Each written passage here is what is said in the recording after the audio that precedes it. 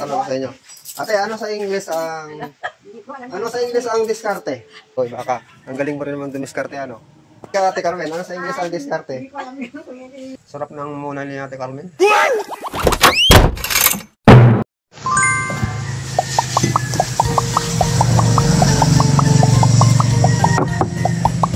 Ay, nako, lakas na naman ang ulan. Sarap ng muna ni Ate Carmen.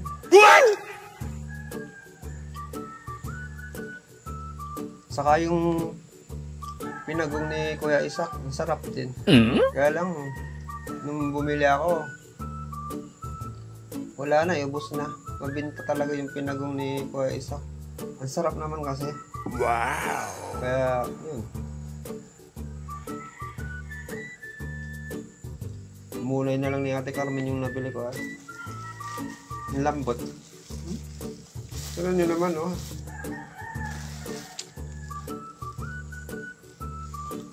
Anim ang laman, oh. Ano? Apat na. Munay kayo dyan. Napakagaling nila gumawa ng ano, tinapay. Kasi si Kuya Isak, matindi na yung experience niya sa ano, pagtitinapay. Nung kabataan niya, nagpapaupa siya, nagtrabaho siya sa bakery. Hanggang sa natuto.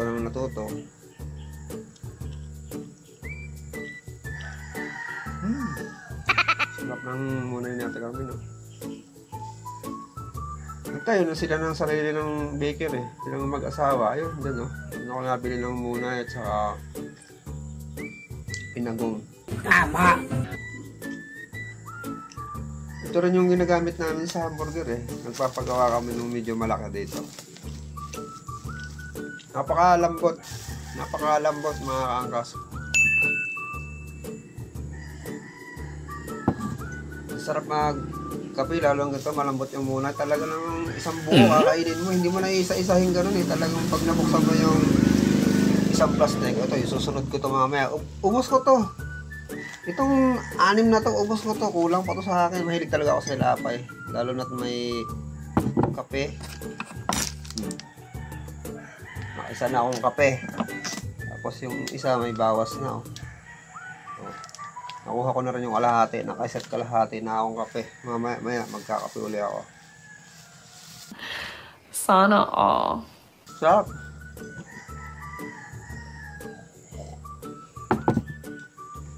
Dito lang yan sa may Sinigwelasan, Sariaya, Quezon. Katabi ng Intal Store. Kape na kayo dyan mga kaangkas. Ingat kayo dyan palagi. Medyo pangit ang panahon. Lagi umuulan. Maya umuulan. Kaya yung mga ilog biglang bumabaha. Yung pala malakas ang ulan sa bundok. So dito sa baba, maraming mga ilog dito, sanga-sanga, lumalakas ang baha. At galing yung sa bundok, kaya mag-ingat kayo yung mga nasa tabing ilog. Mag-ingat kayo dyan mga kaangkas. Bye-bye! May itlog ho kayo? Meron. Ilan? Oo. Hindi ho, ako rin meron.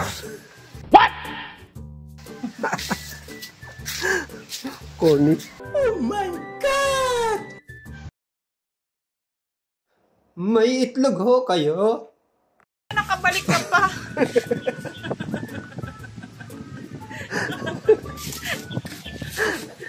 Wala agad. Uy, mga kangkas. Panoorin niyo ito sa... Tumakas nga lang ako dun, eh. Kasi isang linggo na ako yata hindi nakakaligo. 3 weeks na yata. Umbaga, ang lamig kasi. Sa buhay mo, ginusto mo yan. Uwi muna ako. Didiskarte ako sa bahay. Babay na. Ito. Itong baka. Uy, baka. Ang galing mo rin naman dumiskarte, ano? Alam mo namang maraming damo dito. Nandito ka. Gago! Kukuha ko na? Akong kukuha na ako? Wala, saan yun? Saan ang kukuhan? Akin na yung susi. Magbablog ako. Uwi muna ako sa bahay, mga kangkas. Matagalan ko. Yo. Hoy, ayan. Si John Ace, oh. Ayan, oh. Hoy, naulan. Wala tayo, nagbablog ako. Nagbablog na tayo, wala tayong income eh. Gusto nyo kasama sa vlog? Yan, oh. Nagmamarites ba kayo? Ako, may tatanong ako sa inyo. Ate, ano sa English ang diskarte? Hindi ko alam. Nga, may premium! Oh, ano sa English ang diskarte? Hindi ko alam. Ikaw, Janice, ano ang English ang diskarte?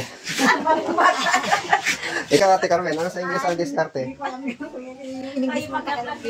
Sayang kung nahulaan mo. Bibigay ko sana ito. Yan, ako siya kung tanongin mo. Ano sa si Kuya Isak? Kuya Isak, okay. Kaya tanong natin. Kuya Isak! May sinasabi sa Ate Carmen. Sinasabi. Ikaw daw, ano sa English ang diskarte? Diskarte. Oo. 1, 2. May papasok ka sa akin. Pag may nahula ako. Tinatawanan ka na yung asawa ko. Oh, diskarte, ano sa English? Ay, nakalibre. Hindi ko alam, hindi ko na...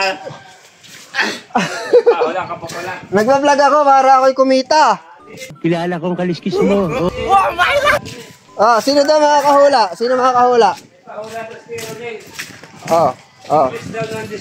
Ano sa English yung diskarte? Anong English sa diskarte? Hoy, Ate Melody, halika, dali. Wala mo daw diskarte sa English. Wala, kailangan nating diskarte dito sa probinsya, kuya. Wala kayo. May papasko ako. Dali na. Oo. Ikaw dyan, eh. Ano sa English sa diskarte? Nasa bahay. Tayo. Nandito sa bahay. Ayan siya, tintan. Nandito sa tindahan. Ako'y nakauwi. Hindi ako lukban. Saan yung lukban? Wala kaming puno ng lukban. Ay, doon sa kapitbahay. Ay, Kuya Oni. Tayo. Ayan lang, baka pagalitan ka ng iyong nanay. Kung sumama ka sa akin. Pag may laglag, ikukuha kita. Oo, pag may laglag. Ay, pag may tao doon, hihingi tayo. Ayun, wala nakaisip kung anong English sa diskarte. Hi, Tara. May papahulaan ako sa iyo. May papasok ka sa akin. Ako'y nagbablog. Ano sa English ang diskarte? Ano sa English ang diskarte? Hindi nahulaan ni Ate Merly at saka ni Ate Carmen. Kuya Isak, hindi rin. Oh, ano yung English ng diskarte? Sirit na? Oh, ito. Ikaw, sino?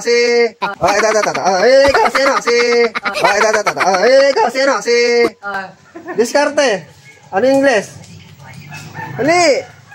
Oy. Pang Yossi, pang Yossi. Nalimutan. Wala, magtatanim tayo dito. English. Nalimutan na, English ng diskarte. Wala, Kuya Isak nakasagot. Wala.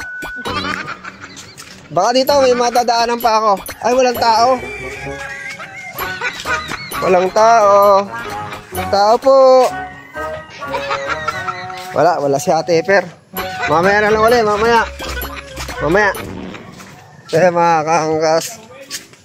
Para lang makapag-create ng vlogs nagpahula. Actually mana ko lang naman yun Gaya-gaya lang tayo. Kanya malaking pera yung binibigay. Siyempre tayo, hindi naman tayo ganun bibigay sana ka ng 100 pesos sa mga kahula kung ano ang English ng diskarte. Kasi nung una, yung hirap din isipin Pero talagang lagi tigan yung utak ko nung iniisip ko rin siya. Kaya sabi ko, magandang idea ito eh. Siguro kaya nagpapahula siya ng ganun, eh para may trail, may vlog. Pero talagang ang intention niya ay mamigay ng tulong. Lahat ng tao dito madiskarte sa buhay. Tingnan niyo naman, nagtitinda kami. Kasama na ako doon, no? May mga tindahan dito, may mga talong. Madiskarte dito ang mga tao. Kaya naisip ko kung sa kabila ng diskarte nila, ano bang English ng diskarte? Mga kaangkas, kagaya ko, bago lang ako dito sa probinsya. Dati akong empleyado. Eh, siyempre, baguhan tayo dito. So, wala akong ano na trabaho dito. Kaya kailangan ko talaga ng matinding diskarte dito. Ayan mga kaangkas. Dito na ako sa bahay, makalat. Laglag ang... Oy, Cookie! Hindi mo ako nakikilala ba? Naku, makalat yung tricycle. Ay, mga kaangkas, dito na ako sa bahay. Nakalak ba to? Yun. At... Eh, wala naman dito yung susi. What? Mali ako nung dala ng susi ng bahay. Ay, alam ko na ito. Meron dito. Naiwan ko na yung susi ng tricycle. Haha, buti na lang nandito yung susi ng tricycle. Naiwanan ko rin. Ay, si ate, oh. Si ate. Namigin ng pizza. Binibigyan ako ng pizza ni Ate Marisa. Wow! Ate Marisa, salamat. Ay, Ate Marisa, may nagbablog ako ah. Papahulaan ko. May papasok ka sa akin pag nahulaan mo. Anong English sa diskarte? Hindi ko alam. Eh, ang dami ko nang tinanong down. Ayan, nakalibre. Eh, pero, ate, salamat dito ah. Sa inyong puno, are? Kami nagpuputuli eh. Tayo lang, pinakayaw na yun. Tayo lang ako kung sila eh. Oh, 23. pungos ang tawag dito sa... Tayo lang ng mamunot yung doon. Tagal sa proses. Ah, ibig sabihin, 10,000 na yon sila na ang kukuha. Kami lang ay mamunot. Ah, oo. Ayun. Salamat sa pichay. Wala pa nakakawala. Wala pa po eh. Wala yung bumba. Ah, walang bumbare. O, yun nga maganda. Wala nang niramat. Ayun, thank you. Ganito dito eh, sa probinsya. May namimigyan na ng chai. Thank you, Ate Marisa. Ay, mga kakas. Kadilim.